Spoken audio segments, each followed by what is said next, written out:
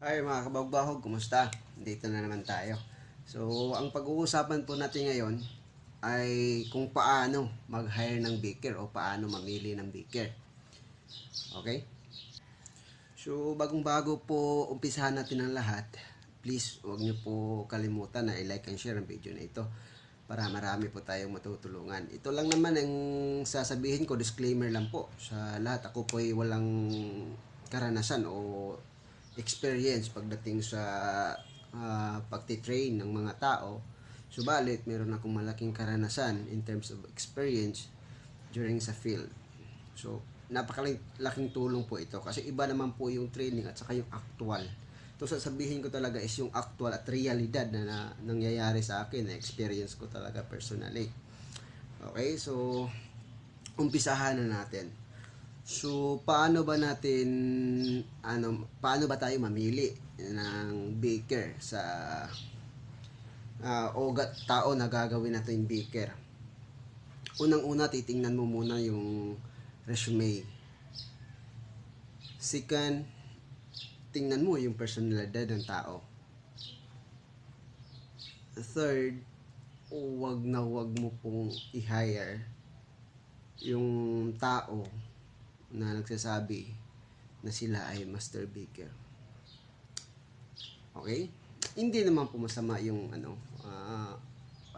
naghanap tayo. Kadalasan kasi yung pag-iisip ng mga baker na sila ay master baker, yan ay nakakatulong para makakuha ng malaking sahod. Okay? Wala namang problema dyan. Kasi andyan na tayo, meron na tayong experience, marami na tayong alam. Sa tagal ng experience natin, lumulubo ang pag-iisip mo, yung utak natin, akala natin, alam na natin lahat. Kaya iniisip natin na master baker na tayo. Yung sa mga bakeries naman, kung pwede lang, alisin niyo yung title na master baker na yan kasi dyan lumalaki utak nila. Okay? Kasi pag sinasabing master baker, close na yung utak nila. Ayaw na nila magpaturo, ayaw nila yung mga ideas, o ayaw na nilang i-adjust yung mga recipes nila kasi nga dyan sila master. Yan ang mahirap dyan kasi hindi naman ako, kahit nga ako, sa lahat ng napapasukan ko, iba-iba yung formula na ginagawa ko. Kahit meron akong alam, sa dati ko mga pinagtatrabahuan, una talaga is ginagawa ko yan, yung dati kong mga recipes. Kaya lang, mayat maya, pinag-aralan ko yan kung bibinta ba o hindi. Tapos, inuunti-unti ko yung ina-adjust. Kasi hinahanap ko talaga yung products na bibinta sa lugar na yan. Kasi yan talagang pinaka-importante. Hindi importante kung anong meron ka. Okay, ang napaka-importante talaga sa baker kung sino siya o ano ang pagkatao niya. Kasi malalaman mo pag yung tao talaga, kadalasan naman itong ginagawa ng mga HR tinitingnan yung length of yung experience, gaano ka katagal sa isang company, kung palipat-lipat ka ba. Kung marami na siyang company, so bakery na pinagtatrabuhan tapos short term lang, ibig sabihin pangit yung ugali niyan. Yan naman talaga pinagbabasihan nila. Kahit nga ako, hindi ako naglalagay ng maraming experience. Meron ako maraming experience. Meron din akong times na shared experiences. Kaya lang, hindi ko nilalagay sa resume. Kasi yun nga, ang nagkakaproblema dyan. Okay? Pero sa mga beggars, nilalagay nila dyan kasi nakala din nila na yan ay nakakatulong para ma-convince yung mag-hire sa kanila.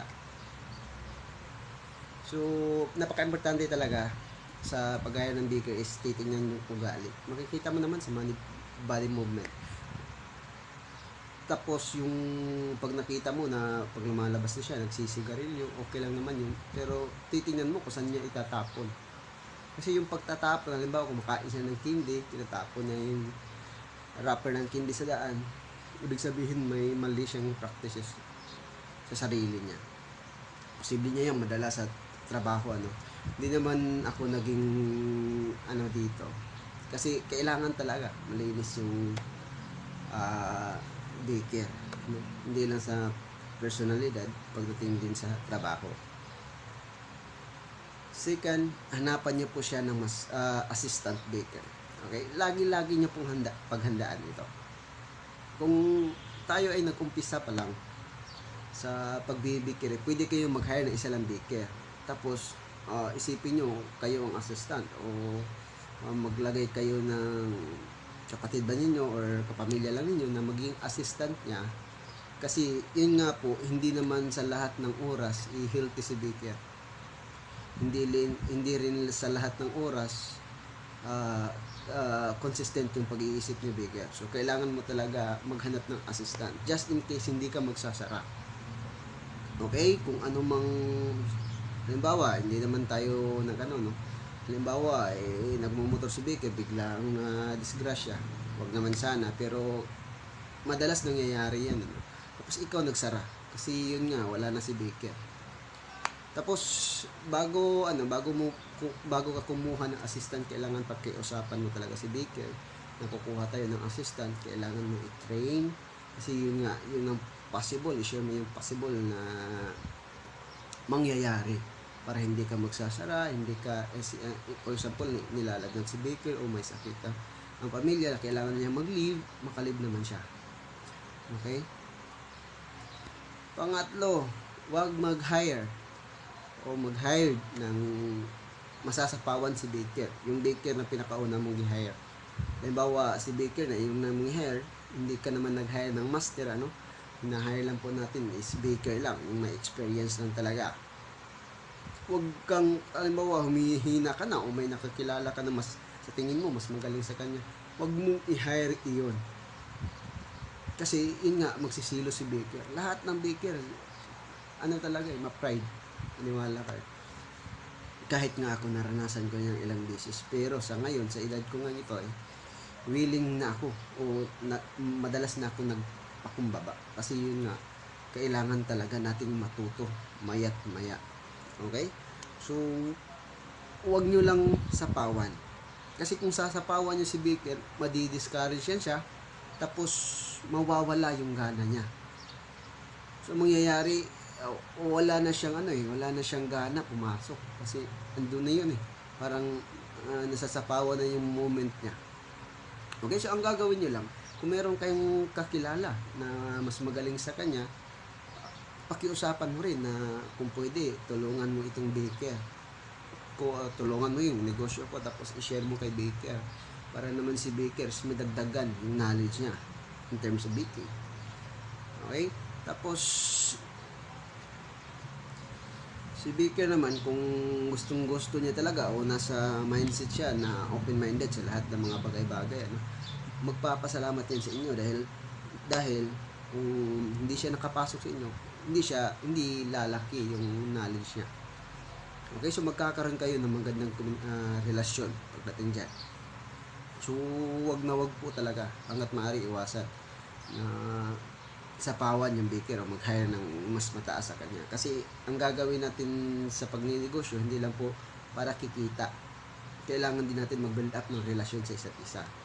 Ang commitment lang naman natin dyan is yung ikaw at ang may-ari at ang yung baker na kinukuha mo sa umpisa. Yan talaga ang i-develop natin. Kasi yun nga, pag hindi kayo nagkakaintindihan dito sa umpisa, pag nag-hire kayo ng bago, mag-a-adjust na naman kayo. Tapos yung marketing nyo magbabago din yan. Kasi nga, iba-iba yung technique, yung style yung mga baker. Tapos, nag-a-adjust din yung baker kung anong gamit o anong machines meron ka. Halimbawa, oven, napakalaking factor yan pagdating sa tinapay. So, mag-a-adjust yung mga baker na papasok sa bakery ninyo.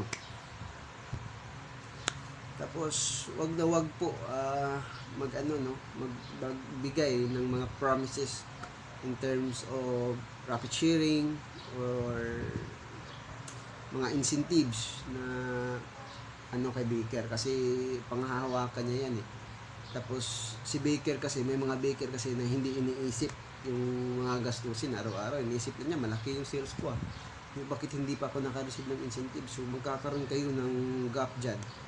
So mas maganda, gagawin na lang natin is kung mayroon tayong malaking kita, kusa na lang natin ibibigay. Huwag tayong magbibigay ng promises. Okay? Tapos pang-apat dyan is lagi natin i-motivate si Baker na kailangan mong i-practice yung ganitong trabaho, ganitong process, ganitong sistema para sakasakali magkakaroon ka ng puhunan, magtatayo ka rin ng sarili mong negosyo. Okay, yan talaga ang napakalaking bagay pagdating sa ano, no. Huwag tayong maging selfish. Hindi ako marunong mag-English talaga. Selfish. Okay? Hindi tayo maging selfish, no? Pagdating sa mga ganyang bagay, yung mga nakukuha natin sa mga malalaking company. Halimbawa, ikaw yung owner, naging manager ka sa mga companies, kung ano yung nakuha mo dong mga ideas na pwede mong ibigay kay Baker na motivation, na siya mismo is ma-motivate. Hindi lang para sa sarili niya, kundi para sa pamilya niya at saka sa company niya. So kailangan na kailangan yun. I-motivate mo talaga si Baker na kailangan niyang matuto sa mga bagay-bagay. Okay, so napakalaking bagay ni Baker yan. Tapos magkakaroon kayo ng magandang relasyon. Hahaba ang pagsasama ninyo. At magkakaroon pa kayo na maraming branches na gaganda yung takbo. Okay? So sana'y ito'y nakatulong. Diyan lang muna tayo, ano? Sana'y ito'y nakatulong at sana huwag niya po kalimutan i-share ito kasi napakalaking bagay po sa akin ito. Kasi